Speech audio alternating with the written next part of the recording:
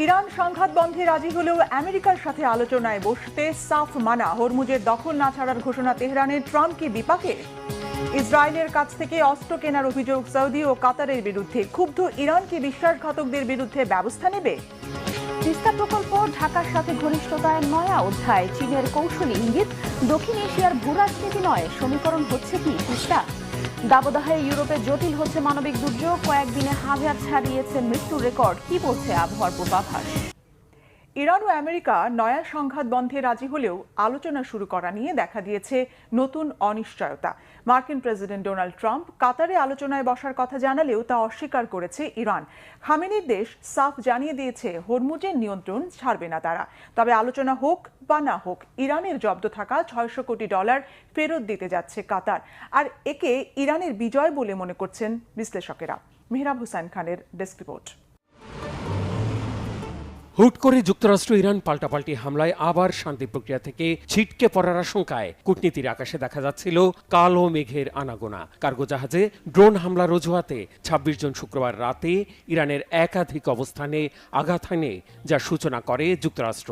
এমন অবস্থায় মার্কিন সেনাদের দোজকে পাঠানো আর ইরানকে নিশ্চিহ্ন করার হুমকি চালাচালির ২৪ ঘন্টা না পেরোতেই এলো স্বস্তির খবর।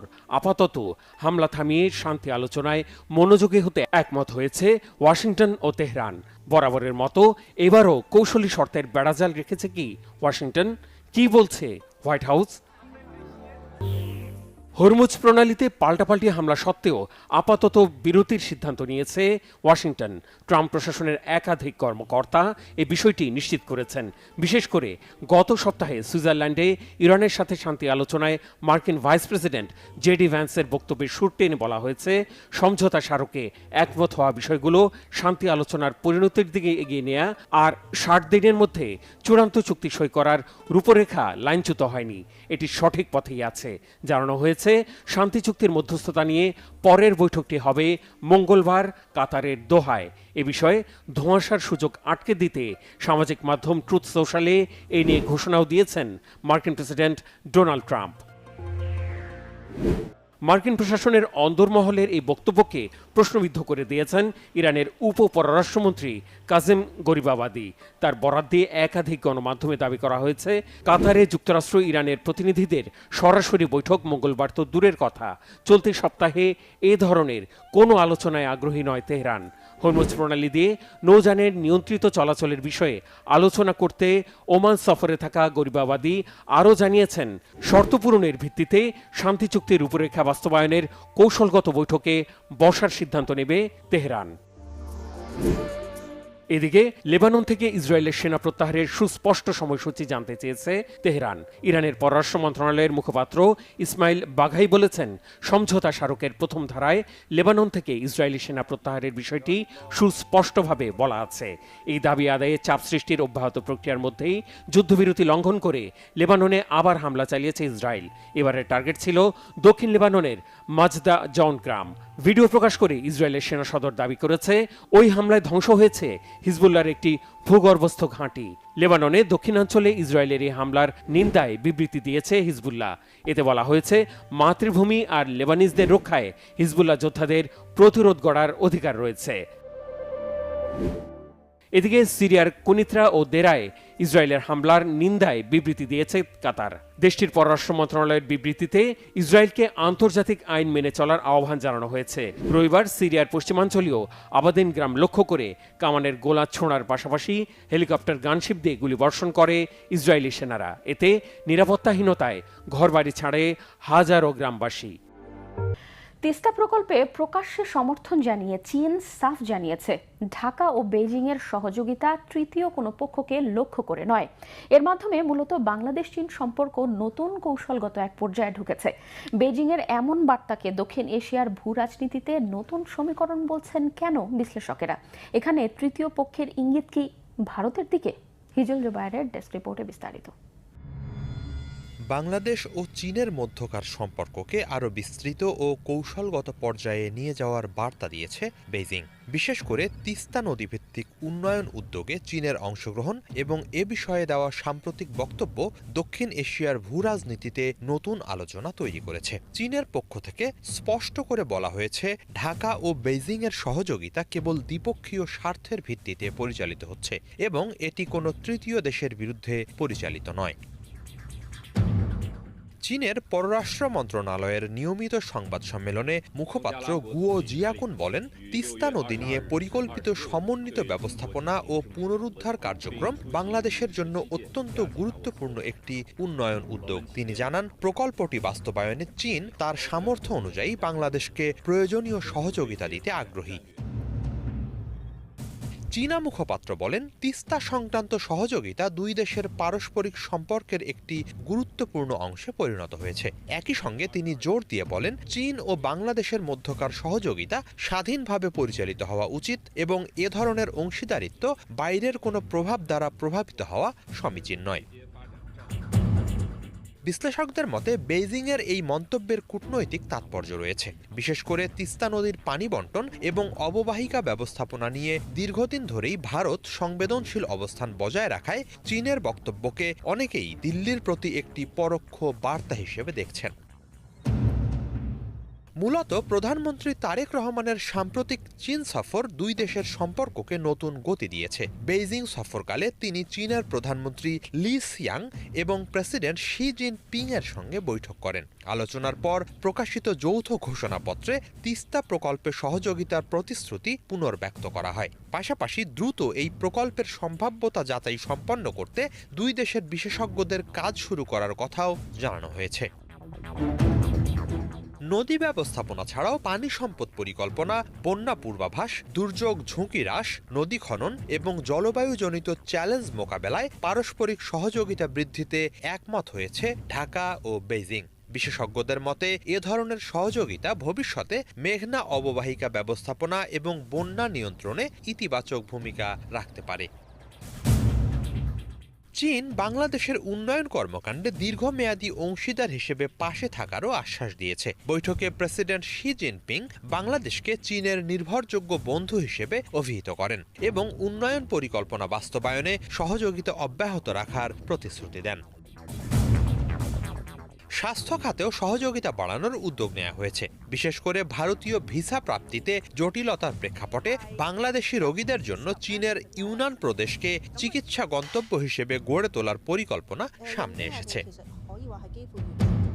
এছাড়া বেল্ট অ্যান্ড রোড ইনিশিয়েটিভের আওতায় অবকাঠামো ও শিল্প খাতে সহযোগিতা জোরদার, মোংলা বন্দরের উন্নয়ন, চট্টগ্রামে চীনা অর্থনৈতিক ও শিল্প অঞ্চল প্রতিষ্ঠা এবং বাণিজ্য সম্প্রসারণে উভয় দেশ নতুন করে অঙ্গীকার ব্যক্ত করেছে। রোহিঙ্গা সংকট নিয়েও দুই দেশের মধ্যে আলোচনা হয়। বাংলাদেশে মিয়ানমারের বাস্তুচ্যুত জনগোষ্ঠীকে আশ্রয় দেওয়ার জন্য ঢাকার প্রশংসা করেছে বেইজিং। একই সঙ্গে মিয়ানমারের সঙ্গে আলোচনার মাধ্যমে তাদের প্রত্যাবাসন প্রক্রিয়া এগিয়ে নেওয়ার উপর গুরুত্ব আরোপ করা হয়েছে। তবে যৌথ ঘোষণাপত্রে কূটনৈতিক সংবেদনশীলতার কারণে রোহিঙ্গা শব্দ ব্যবহার না করে তাদের মিয়ানমারের রাখাইন রাজ্য থেকে বাস্তুচ্যুত জনগোষ্ঠী হিসেবে উল্লেখ করা হয়।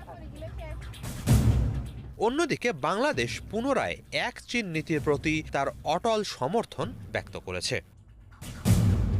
বিশ্ববাজারে আবারও বেড়েছে জ্বালানি তেলের দাম। আমেরিকা ও ইরানের মধ্যে নতুন করে সংঘর্ষের ঘটনায় আবারও ঊর্ধ্বমুখী অপরিশোধিত তেলের দাম।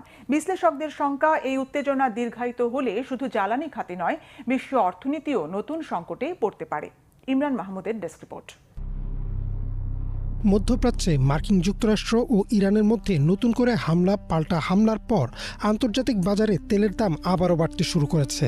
কিছুদিন আগেই যখন দুই দেশের মধ্যে যুদ্ধবিরতির চুক্তি হলো এবং পরিস্থিতি শান্ত মনে হচ্ছিল, তখন হঠাৎ করেই আবার কেন এই অশান্তি?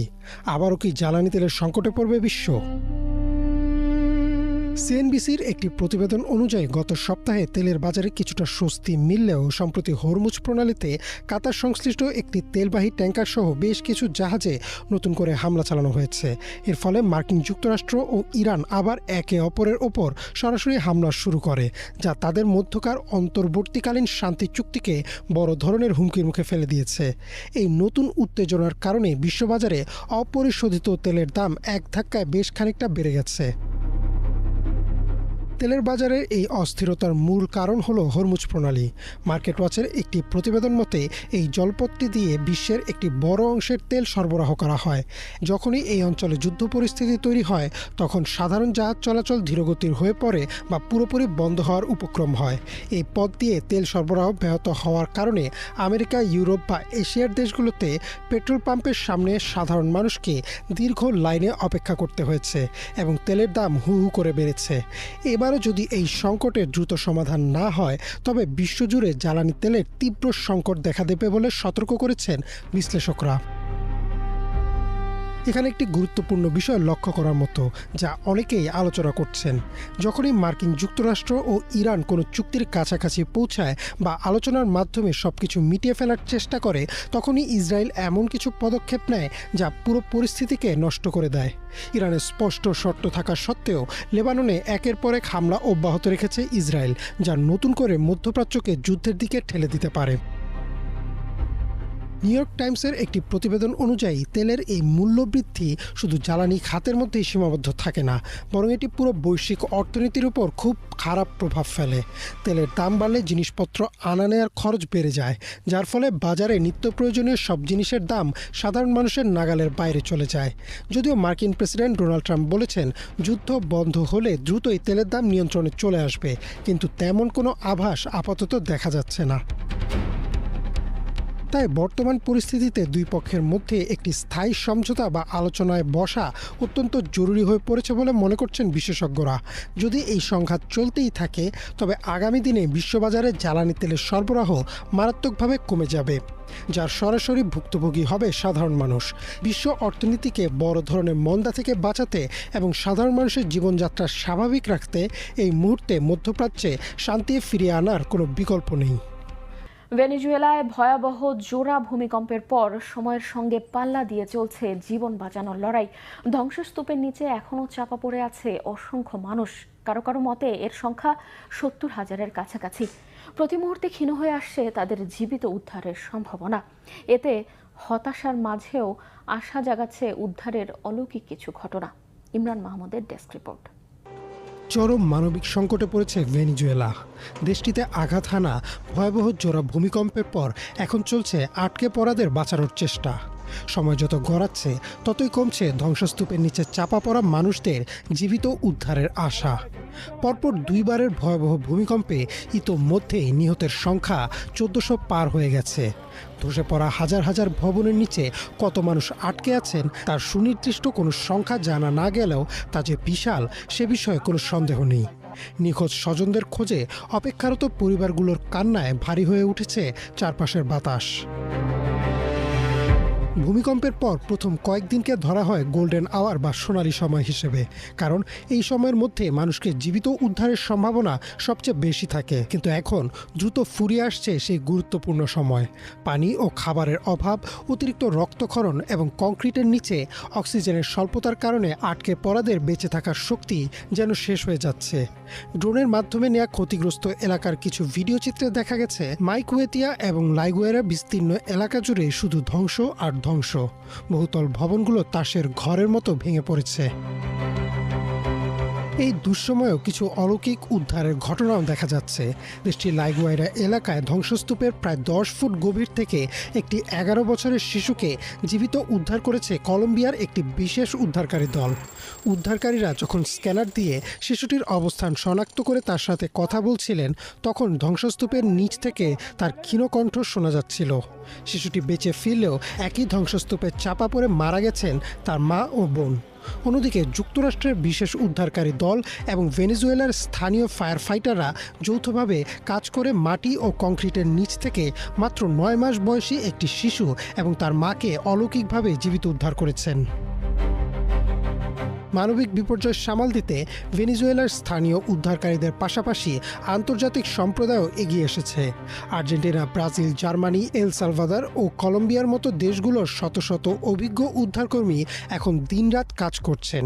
যুক্তরাষ্ট্রের বিশেষ সামরিক হেলিকপ্টারগুলো দুর্গম এবং ধূলিঝড় কবলিত ক্ষতিগ্রস্ত এলাকাগুলোতে উদ্ধারকারী দল ও প্রয়োজনীয় সরঞ্জাম পৌঁছে দিচ্ছে।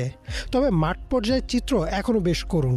স্থানীয়রা বলছেন, অনেক দেশের উদ্ধারকর্মীরা এসে তাদের সর্বোচ্চ চেষ্টা করছেন ঠিকই, কিন্তু বড় বড় কংক্রিটের ধ্বংসাবশেষ সরানোর জন্য তাদের কাছে কোনো ভারী যন্ত্রপাতি বা ক্রেন নেই।